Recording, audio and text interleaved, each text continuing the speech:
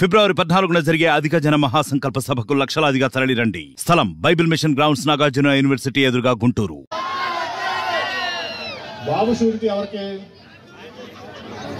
బాబు surety బుర్రలేని Lokesh కి. బాబు guarantee ఎవరికి? ఆయన కుటుంబానికి తప్ప ఎవరికి గ్యారంటీ లేదు. ఇప్పుడు బాబు నిన్న మొన్న చూసుంటారు, ఇక్కడ మాజీ మంత్రి కూడా చంద్రబాబు నాయుడు గారి భార్య ఇంటికి వస్తే పరామర్శిస్తానికి అతను కూడా టికెట్ అడుక్కోవాల్సిన పరిస్థితి వచ్చింది మాజీ మంత్రికి. అంటే పాపం మాజీ మంత్రి కూడా ఇంత కట్టుబడి ఉండడానికి ఆయన కూడా గ్యారెంటీ లేదు. బుర్రలేని లోకేష్కి తప్ప ఎవరికి గ్యారెంటీ లేదు. బాబు చంద్రబాబు నాయుడు గారి షూరిటీ కానీ గ్యారెంటీ కానీ బుర్రలేని లోకేష్కి, ఎందుకు పనికిరాని లోకేష్కి తప్ప ఎవరికి గ్యారెంటీ లేదు. ఇచ్చిన మాట తప్పటమే చంద్రబాబు గారి యొక్క నైజం. అట్లాగే పాపం బుర్రలేని లోకేష్, పనికిమాలిన లోకేష్ ఒక రెడ్ బుక్ అని పెట్టుకుంటున్నాడు, తిరుగుతున్నాడు. రెడ్ బుక్లో రాస్తున్నా, రెడ్ బుక్లో రాస్తున్నాను. రెడ్ బుక్లో రాసి మడత పెట్టి ఎక్కడ పెట్టుకుంటాను? ఓడిపోతున్నావు. రెడ్ బుక్ని మడత పెట్టి ఎక్కడ పెట్టుకోవాలి? ఎక్కడ పెట్టుకుంటావు? జేబులో పెట్టుకుంటావా? ఇంకెక్కడ పెట్టుకుంటావా? నువ్వు ఓడిపోయేవాడివి. ఇవాళ 2.5 లక్షల కోట్లు పేద ప్రజలకు పంచి ఇంత పని చేసి, ఇంత అభివృద్ధి చేసి, పేద బడుగు బలహీన వర్గాలకి అండగా నిలబడి, పేద పిల్లలు అంబేద్కర్ అంతగా గొప్పవాళ్ళు అవ్వాలి అని చెప్పి స్కూళ్ళన్నీ, ప్రతి స్కూల్ని ఈ మోడీ గారు గర్విస్తానికి ఏమవుతుందని చెప్పాడు పబ్లిక్ మీటింగ్లో. ఏంటది ధర్మ పోరాట దీక్షలు పెట్టి 4 చొక్కాలు వేసుకుని మరీ తిట్టాడు. ఆ తర్వాత అవకాశవాది, పచ్చి అవకాశవాదానికి మారుపేరు. నేను ప్రత్యక్ష సాక్ష్యం వీటన్నిటి కూడా. ఎందుకంటే నేనే అవిశ్వాస తీర్మానం ప్రవేశపెట్టాను. నేనే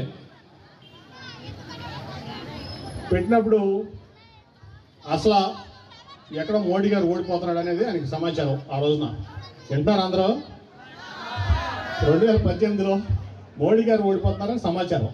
ఆ సమాచారాన్ని పట్టుకుని వీళ్ళందరినీ, ఈ చిన్న గుంపులుగా ఉన్నటువంటి పార్టీలన్నింటినీ ఇచ్చేసి ప్రధానమంత్రి కూర్చొని ఒక పెద్ద ఎత్తేసాడు. ఆయన ఎత్తేసి మోడీ గారిని, బీజేపీని తిట్టడం మొదలుపెట్టాడు. దాంట్లో మమ్మల్ని కూడా వాడేశాడు ఫుల్గా. సరే, మేము కూడా రాష్ట్రం కోసం అంటున్నాడు కదా, మేము కూడా పాలిటిక్స్లో అంతా సీనియర్లు కాదు. ఆ రోజున రాష్ట్రం కోసం అంటున్నాడు, ఈ రాష్ట్ర భవిష్యత్తు కోసం, రాష్ట్ర అవసరాల కోసం అంటున్నాడు. అంతకుముందేమో మోడీ గారు ఇచ్చిన ప్యాకేజ్ ముద్దు అన్నాడు. వెంటనే తిప్పి ప్యాకేజీ ముద్దు కాదు, స్పెషల్ కేటగిరీ స్టేటస్ కావాలన్నాడు.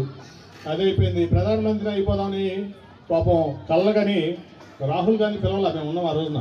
వెళ్ళి రాహుల్ గాంధీ దగ్గరికి వెళ్ళిపోయాడు తిన్నగా. ఆయన పిలవలేదు, అపాయింట్మెంట్ పెట్టలేదు. వెళ్ళిపోయి ఆయనతో పాటు కలిసి మరి థర్డ్ ఫ్రంట్ అన్నాడు, అది అన్నాడు, ఇది అన్నాడు. ఆ తర్వాత అన్ని రాష్ట్రాలు తిరిగాడు. తిరిగి ప్రధానమంత్రి అవ్వాలన్న ఒక ఉద్దేశంతో, దురుద్దేశంతో తిరిగి అందరినీ, మమతా బెనర్జీని, కుమారస్వామిని అందరినీ ఏకం చేద్దామని చూశాడు. కేజ్రీవాల్ అందరినీ. అయిపోయింది. ఒక్క బోర్లో పడ్డాడు కిందకి. అవునా? మీరందరూ కలిసి జగన్మోహన్ రెడ్డి గారి 151 సీట్లు ఇచ్చి కింద పడితే ముక్కు మొహం చెదిరిపోయి మైండ్ బ్లాంక్ అయిపోయింది అనమాట. దెమ్మ తిరిగి మైండ్ బ్లాంక్ అయిపోయింది. మహేష్ బాబు అంటాడు కదా, ఆ టైప్లో మైండ్ బ్లాంక్ అయిపోయి ఒక పిచ్చి కొడుకుని, పిచ్చి తండ్రి, ముసలోడు అయిపోయాడు పాపం ఆయన. తర్వాత మళ్ళీ ఎప్పుడు మోడీ గారి కాళ్ళు పట్టుకుందామా, అమిత్ షా గారి కాళ్ళు పట్టుకుందామా అని చెప్పి ఆ రోజు నుంచి కూడా చెయ్యని ప్రయత్నం లేదు. ఏదో ఒక ఫంక్షన్లో మోడీ గారు ఆహ్వానం పంపిస్తే అందరికీ ఈయన వెళ్ళి ఆ వరండాల నుంచి టీ తాగుతా మోడీ గారు నన్ను పిలిచారు, నేను లేకపోతే అసలు ఈ భారతదేశం అల్లకల్లోలం అయిపోతుందని చెప్పి నన్ను పిలిచారు. నా టీ తాగుతా ఒక ఫోటో పెట్టించాడు పియ్యతో. ఆంధ్రజ్యోతి, ఈనాడు, TV5 అన్నీ కూడా అసలు బ్రహ్మాండంగా అసలు మోడీ గారు చంద్రబాబు నాయుడు గారిని వచ్చి భారతదేశాన్ని నేలమని చెప్పారు. మరిన్ని వీడియోస్ కోసం ఛానల్ ని సబ్స్క్రైబ్ చేయండి. లేటెస్ట్ అప్డేట్స్ కోసం వాట్సాప్ ఛానల్ ని ఫాలో చేయండి. అండ్ లింక్ డిస్క్రిప్షన్ లో ఉంది.